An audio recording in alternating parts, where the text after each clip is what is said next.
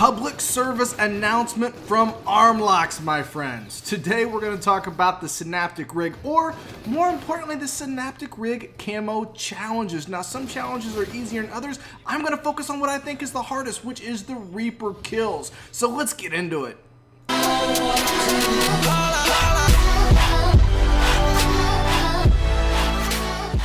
Okay, I want to make something clear as mud to you guys, okay?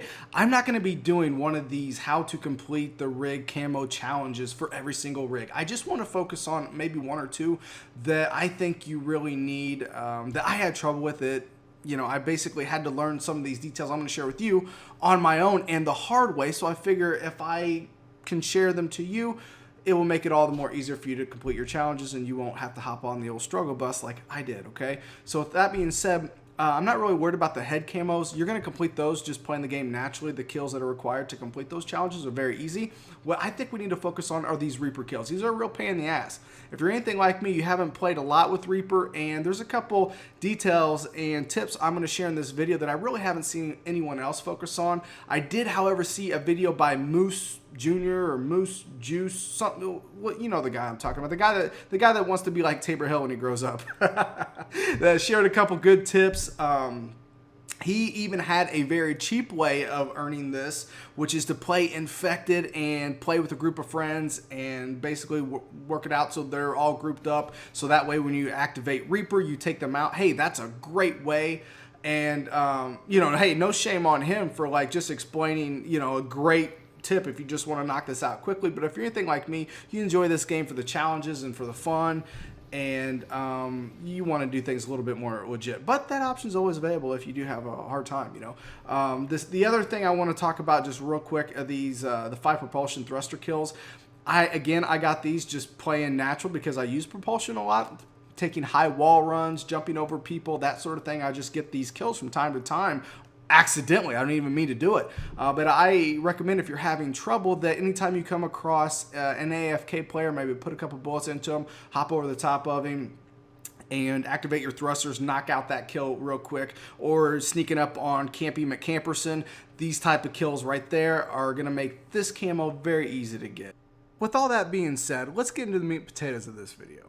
Okay, so right up front, I want to tell you guys that no matter how many tips or tricks I give you, be prepared to fail, but just keep trying. So many times when you go for this challenge, you're going to find out that you might even get 2 or 3 kills very, very quickly and easily, but you just can't find that 4th one before the ability ends and time runs out, okay? Or guess what? Sometimes you just get one shot or melted by the enemy.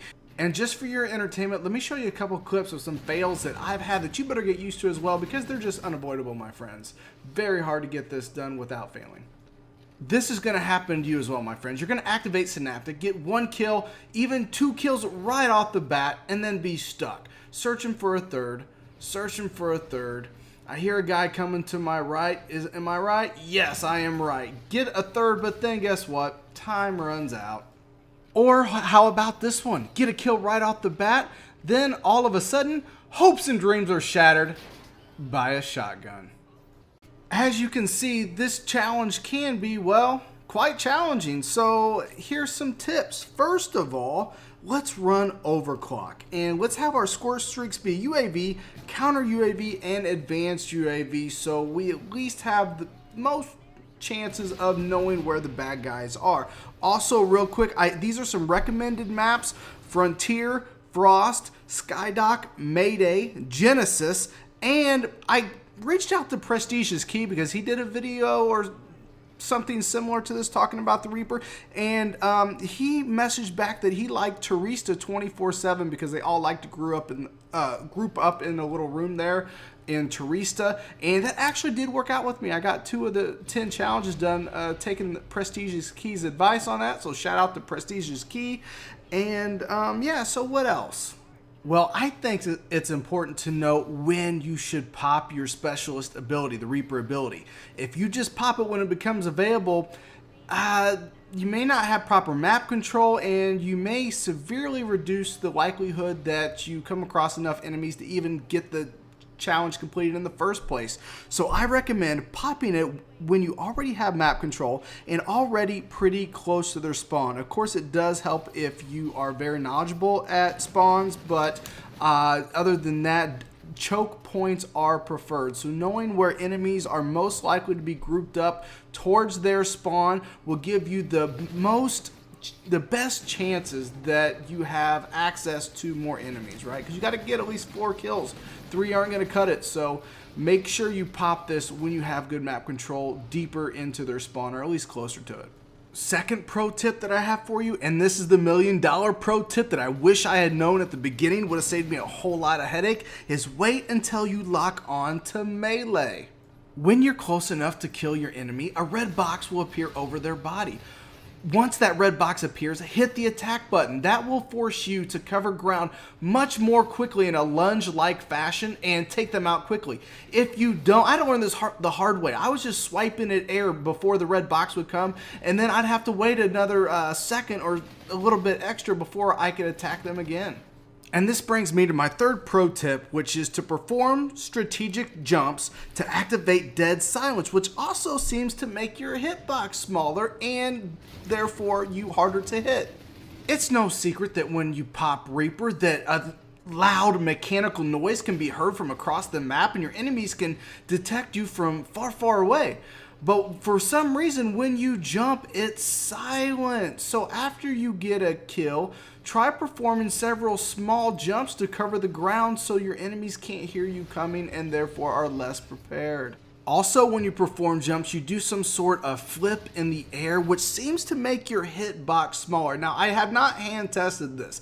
I'm not the exclusive ace, okay? I'm just going off my own experience and what it feels when I try to take people out, and also what I felt when people were trying to shoot me. It seems that when I jumped and performed that flip, I was really hard to hit and lasted a little bit longer than usual. Anyway, let me know what your experiences are with that and if you feel the same way when you perform those jumps. Lastly, let's talk about a couple honorable mentions. One is activating the thermal. Now, when you pop Reaper, you do have the option if on PS4, if you hit square, to activate the thermal so you can pretty much see the enemies a little bit better.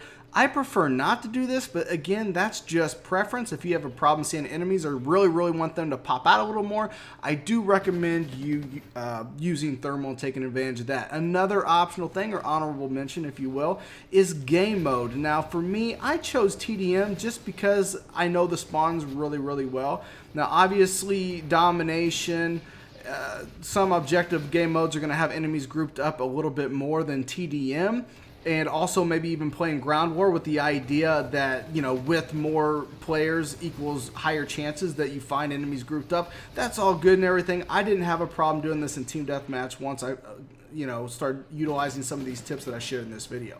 And that's pretty much going to wrap it up, my friends. I hope this helped you a little bit. I hope this shed some light and at least gives you some newfound confidence to go out there and get those Reaper kills knocked out and on your way to Black Sky Rig camos. Anyway, leave a comment in the comment section below and let me know if you've had any problems getting these challenges yourself or if this video helped you at all.